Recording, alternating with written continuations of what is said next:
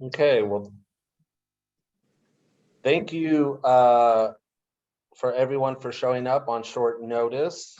We did want to take a moment to bring some people together to address the serious violence that we've seen in our city recently.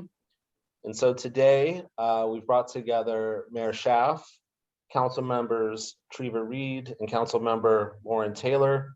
And also on the line joining us is Officer Kim Armstead to answer any questions about specific incidents. But first, we're going to hear from Mayor Schaaf and to address these concerns and some proposals going forward. Thank you, Justin.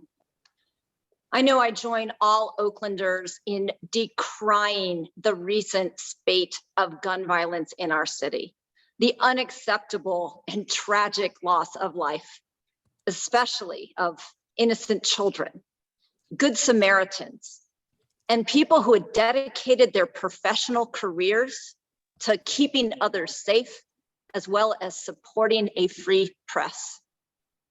Every one of the losses and harms done by violence hurts our entire community, whether well publicized or not. We in Oakland believe in a comprehensive and effective approach to ending gun violence. And while we are not backing down whatsoever in our historic investments in prevention, as well as a non-police response option called macro, we must address police staffing shortages, and that is what we will do. We made a promise to Oakland voters when we asked them to pass Measure Z, the safety and services measure that provides additional resources for both prevention programs and police presence. And we will be bringing to the City Council a revised hiring plan to show voters we will keep that promise, that we will not only budget a police department over 678 officers, but in fact maintain those minimal staffing levels. We also will be presenting an analysis to make the case to reverse the cuts that are planned for just 8 months from now. That analysis will make the case that additional police staffing is needed in the wake of this violence spree. We know what has worked in the past. We know that ceasefire, which is a coordinated and holistic effort that starts with community communication, analysis of who in fact specifically is driving crime, the offer of services and support. But then when those messages and services are not accepted, enforcement, that punishment, that consequence must be swift and certain. And we need adequate staffing to perform that aspect of ceasefire that we know has worked in the past. There is nothing progressive about unbridled gun violence. This is what Oaklanders want, a comprehensive and effective approach to safety, and that includes adequate police staffing. I want to acknowledge that this press conference was called on short notice. I did also invite a council member, Shang Tao, who was interested in participating but unable to, and is going to also look forward to seeing this analysis. And I invite you to also reach out to her to see her comments on this plan going forward. With that, I introduce a council member from District 7, Deep East Oakland, a part of our city that has been disproportionately impacted by gun violence, not just this year, but every year. And that is Council Member Treva Reid. Treva. Thank you, Mayor Schaaf. You know, it's heartbreaking and it's even traumatizing to hear of how many lives have been lost to violence and gun violence. It has gripped our community. And as you shared in East Oakland, where we feel the weight of the trauma of losing more than half of those whose lives have been lost. It's left many in our community traumatized with fear. Our businesses, our community are grappling to understand how they will get through as we come in these remaining days of the years. And so, yes, we must increase our efforts deeply to keep us safe, protected, and at peace. And we can and must have adequate public safety resources and a rapid response as we make those deeper investments that you mentioned in violence prevention strategies, ceasefire, macro, as we also work to those deeper issues of systemic racism that we know contribute to high crime impacts, as we have declared the public health crisis in our city and our county. It is okay for us to be safe and secure in our neighborhoods, at parks, at concerts, at gas stations, walking, running, sitting, coming to and from in our city. And that means that we must have the adequate resources and the staffing, as well as community safety officers, to deliver on keeping us protected in our city. Our community needs to know, and they need to see, that we are committed in action with investing deeply and restoring those rapid response officers that we lost and have been traumatized in not having that response of adequate dispatching and officers who can meet the needs of those who are calling and re-traumatize when they do not have a response back. It is time for us to show up in ways that our community can depend and trust that we are moving forward in these efforts as we reimagine public safety. So we talked about the things that were frozen, and I certainly would love to see how we are going to advance this plan that restores our sworn personnel positions for a 911 rapid response, that increases the measure of presence that our community is demanding, that we not lose more officers, that we maintain the minimum of our sworn office personnel as we work to build those staffing levels back up. In East Oakland, we have demanded more, not less, resources and response. And we look forward to working with you on that plan that will deliver for our community and all of us citywide that feels the impact of this increased rise of violence. I would like to also welcome our council member from District 6, Councilmember Loren Taylor, who also serves East Oakland. Thank you, Councilmember Reid, Mayor Schaaf. As a child, my introduction to gun violence was when my aunt was shot in the face, an innocent bystander of a drive-by shooting. Since that day, I have unfortunately known how traumatic and helpless we can feel when we are victims of and traumatized by violence on our streets. This is something that no Oaklander should have to live with, should settle for. And so the 127 lives that have been lost so far this year are devastating to all of us, whether we are directly related to those who were impacted or not.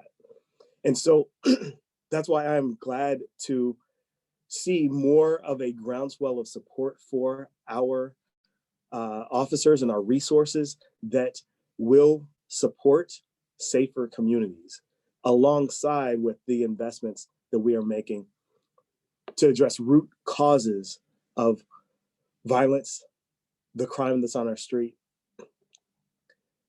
We do have an attrition problem that we can't ignore. We have to demonstrate our support for those officers who are sacrificing daily to keep our community safe, while at the same time investing in replenishing the ranks that exist. And so it requires a both and solution for multiple dimensions. And I look forward to continued partnership with my council colleagues, with city administration, the mayor's office, and community members in bringing forward the solutions that will continue to keep our safe, and not just getting a headline, but sustaining those investments. It's also critical to acknowledge that we have had a number of community members really step up in the past several weeks, months, to help and to contribute. And we're grateful for that partnership. We are grateful for our interagency partners from the county level, the state level, and the federal level that we've been in conversation with as well on how we can get on top of what's happening here in our city. We must continue to keep our community safe. I know I want my aunt and my grandparents to be able to walk in the city without fear of something happening, without a sense of helplessness that when they call OPD, when they call 911, questioning whether or not a response will come. That is why we must continue to invest in both in the prevention, in the deterrence, the immediate response, and the investigations that are so critical to keeping our community safe.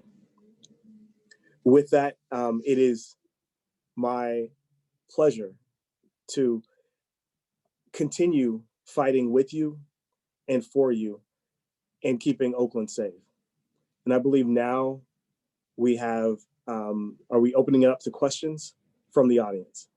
So we'll turn it over to Justin Burton to facilitate the question and answer. Thank you, Councilmember Taylor. Before we do that, just want Mayor, one more time, was there any closing remarks before we get into that?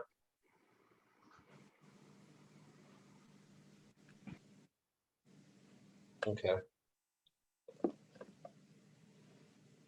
So I can read the chats, or I can have you all raise hands. We can do both.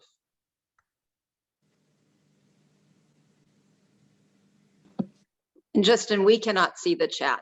So if there are questions in the chat, let us know.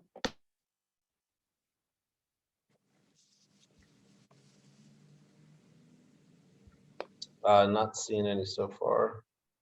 Oh, sorry. From KGO, can you give more specifics on your proposal?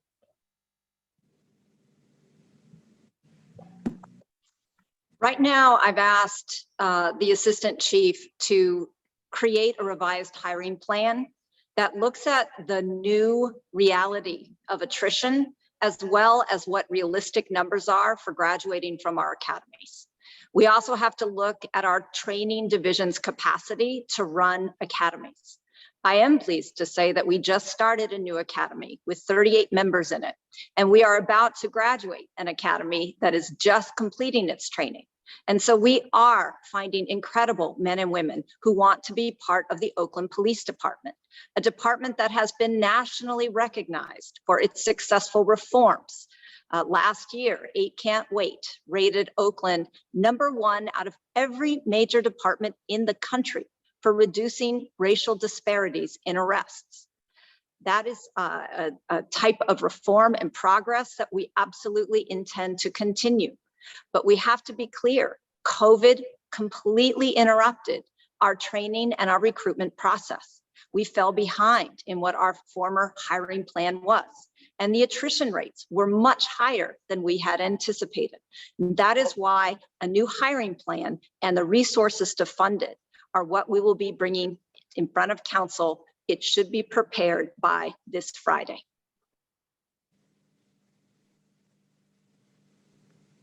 I see Darwin asks, what are the specific cuts? We're not announcing those right now. We will be doing the analysis, looking at the funding needs, as well as analyzing where our actual spending this year is compared to what was budgeted.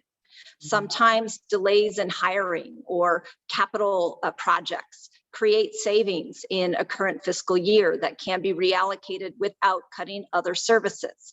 But one thing that I am clear about, we are not proposing any cuts to the recent increases in violence prevention activities, the doubling of our violence interrupters that are on the streets, as well as standing up Macro, a new non-police response option to 911.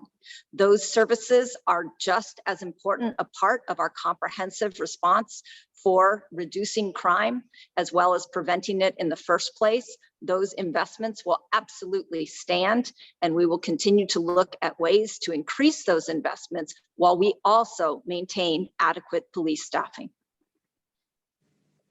I see a question about Kevin Nishida. And I'll invite the council members to respond to that as well. And that's who I was referring to. Kevin Shida is someone who dedicated his life to keeping others safe, as well as to supporting a free press, which is a cornerstone to a healthy democracy. It is unbelievably tragic to see that he lost his life in the performance of those duties and those ideals.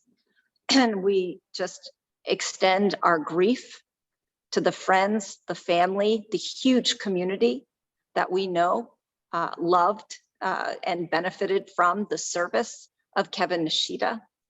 And he is a loss to our community, like every single loss is just a heartbreaking harm to our entire community.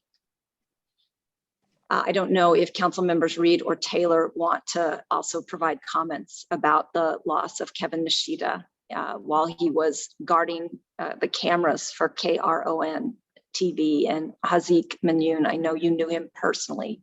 And again, our heart goes out to you and everyone at Cron. I mean, what more can you say? I mean, my heart grieves, for Kevin Nishida's family, his loved ones, even those here. The pain and trauma that the family is experiencing is devastating. It's heartbreaking. And it's a pain that regrettably I know too well with the loss of our own son to gun violence.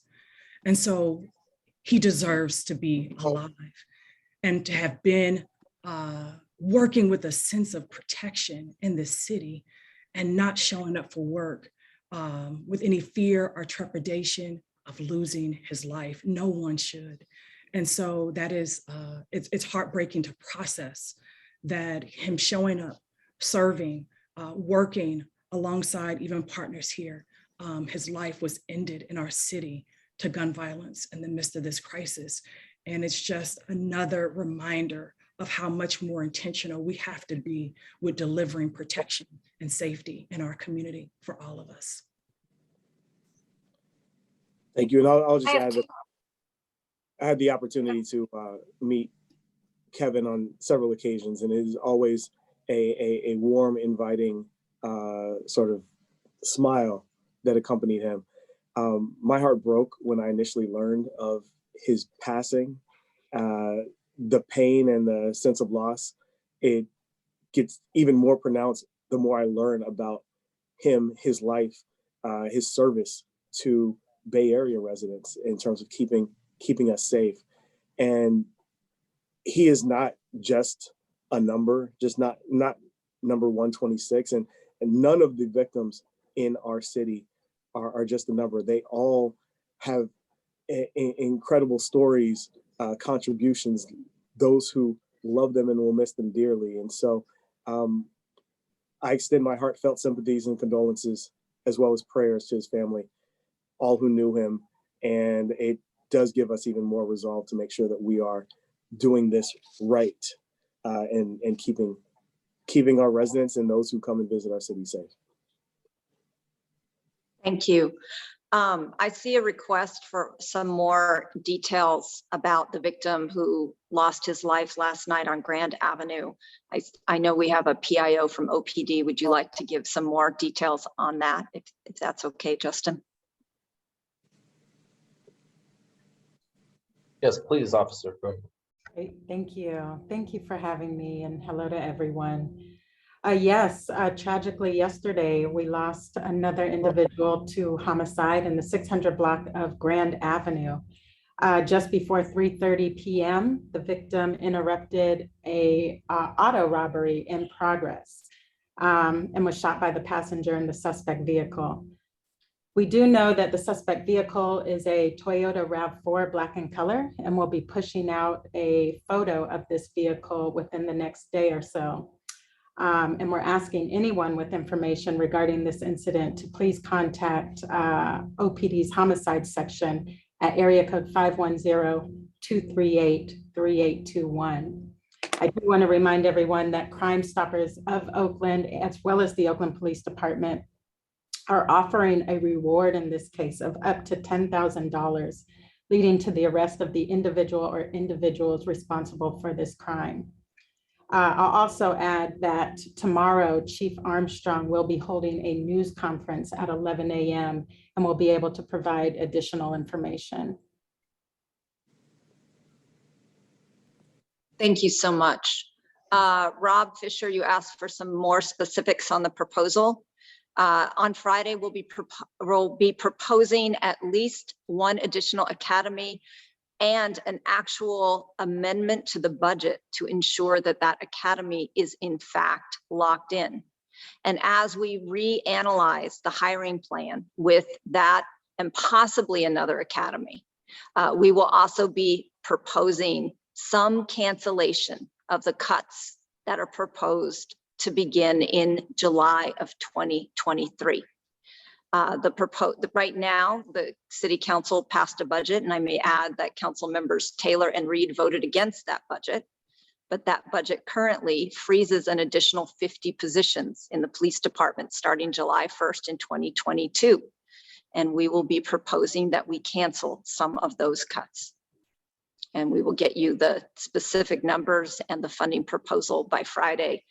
And that's something that we will invite the council members to weigh in on about that actual decision, because the budgeting decisions lie entirely with the council.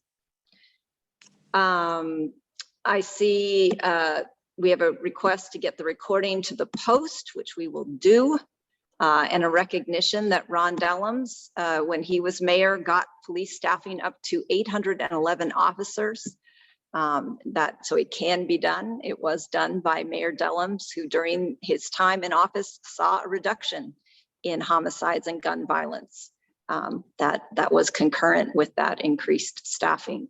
Now, obviously, we've seen improvements in reductions in gun violence, starting with the last years of Mayor Kwan. We certainly had some of the lowest homicide rates in Oakland's history in a sustained manner over the last few years, but these last 2 years have reversed all of that progress, and that is what we need to return to. I'll give you some Spanish at the end. Let me see.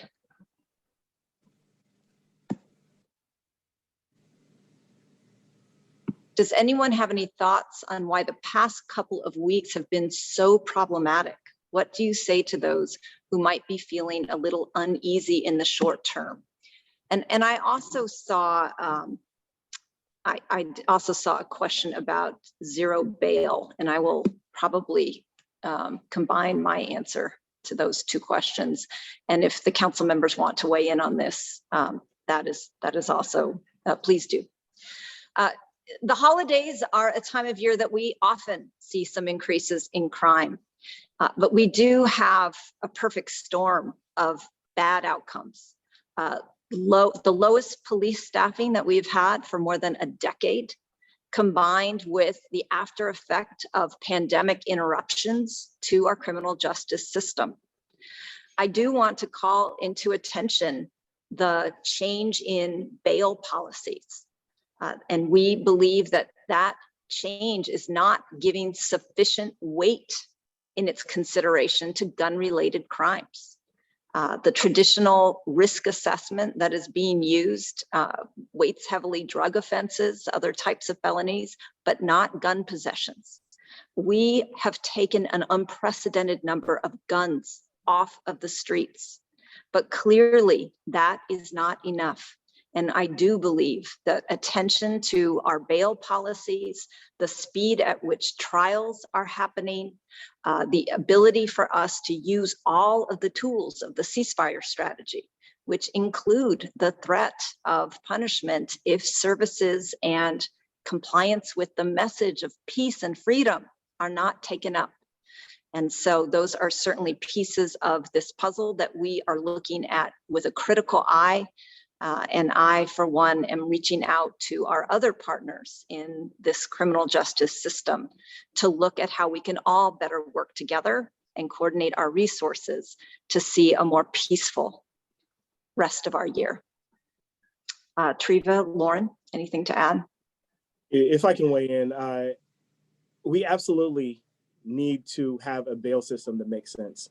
when residents come to me expressing how they are repeatedly traumatized by someone who had pulled a gun on them and was let go walking down the street in front of their home a week later, that does not allow for the improved safety or sense of safety in our neighborhoods and our communities. And so when we talk about the gun charges and what it makes sense for them relative to the bail system, when we talk about repeat offenses, these are things that we have to really make sense of in a way that helps to provide the carrot and the stick, if you would, that allows us to move towards a safer community. And I'll clarify the question from Annie. So yes, Measure Z requires that the City Council make findings to acknowledge that the staffing levels have, as of today, fallen below the voter-approved minimum staffing of 678. As of today, we have 677 officers serving the City of Oakland. And so not only are we asking the council members to make the findings required by the measure, but to actually make, going forward, it may not happen on Friday, but a commitment to make the budget changes to actually bring that number up. We have to accept that the interruption in our hiring processes and the higher rates of attrition are things that we have to plan for now. We can't keep our head in the sand about that. And I am hopeful that we as city leaders can send a unified message to the Oakland Police Department, the hard-working men and women who risk their lives every day to keep us safe and to respond to those calls, more calls per officer than any other city in the country, that we value them, that we support them. So I'm hopeful that these actions going forward will send that message, because we want the good men and women of the police department to stay and be part of the Oakland story of police reform, of progressive policing, of policing that fits into a holistic, comprehensive, and effective set of strategies that produce a peaceful city where everyone feels safe. That is our vision, and that is our hope.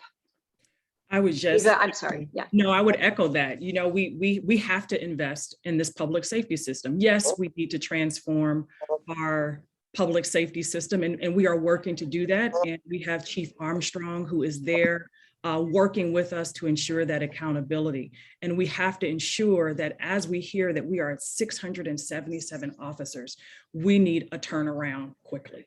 And we need to work towards that plan. We have residents, we're angered, we're troubled by the callousness of the crime, those who are acting with a lack of regard for others' lives.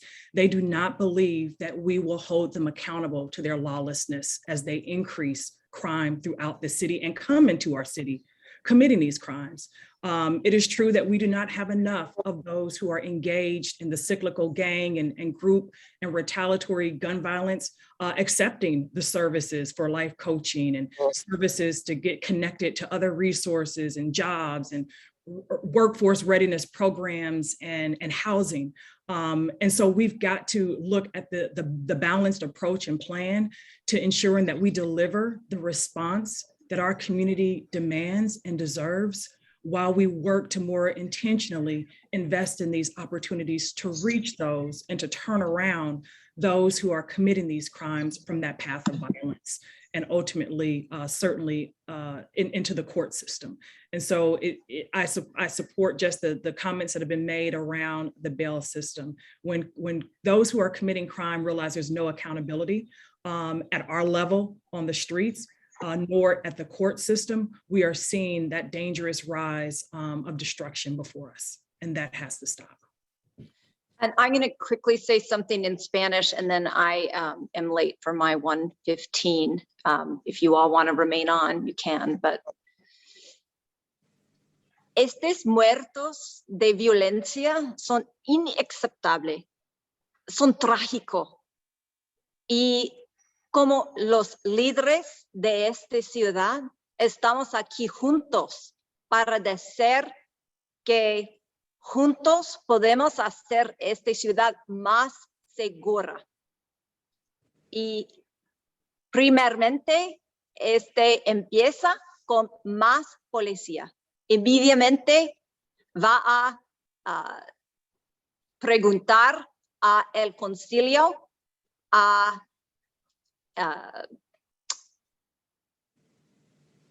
necesitamos más policía para hacer las calles más seguras. Este crimen no puede continuar. Es trágico. Este dolor de las familias y la comunidad. Necesitamos pararlos. Gracias. Okay. Thank you, everyone. I have to sign off, and Justin, I will turn it back over to you. Thank you, Mayor. Officer Armstead, I noticed we had a question for you about your name and if you had any follow-ups, and then if the council members had any wrap-up comments, we can go from there. Okay, yes, my name is Officer Kim Armstead, and that's spelled Kim Armstead, and I'm one of the public information officers here at the Oakland Police Department. Okay, Councilmember Reid, did you have any final comments for us before we go? And then I'll hand it over to you, Councilmember Taylor. I would just say we appreciate the work that our officers have been leading. Our team goes to the lineups. We meet with our command team monthly. We work with our command leadership throughout the month, and they show up for us and are working to figure out with us the strategies and solutions that we need and our community is demanding to keep us safe on our streets. Our businesses, our residents are all struggling. That violence and the weight of it is being felt everywhere. But I do want to just share that we are appreciative of our command team who are working with very limited and stretched resources in the area with the highest rates of crime and homicide and every type of impact that you can imagine with disparities and inequities throughout East Oakland. And so I just want to commend them for how they are working to show up with us as we build towards a plan that invests in our public safety and that invests in our community and our businesses and those who come into our city being safe. Thank you. Councilmember Taylor. Gladly, I echo the sentiments of my colleague when it comes to our officers who put themselves in the line of fire every day. We can't say enough for the appreciation for their sacrifice, their commitment, their bravery. It's critical that we continue to not just support them, but make sure that we've got not just support them verbally, but to ensure that we are bringing appropriate resources to help them keep our community safe. And that includes resources in terms of additional officers that allow them not to be stretched so thin that they are put in situations of potentially making decisions that are life and death. It's important that we look at the prevention side, continue these efforts that we've made, doubling down on violence interruption, on alternative responses where a gun and a badge are not needed, so that we can allow our officers to focus on those things that really require their expertise, their knowledge, their experience.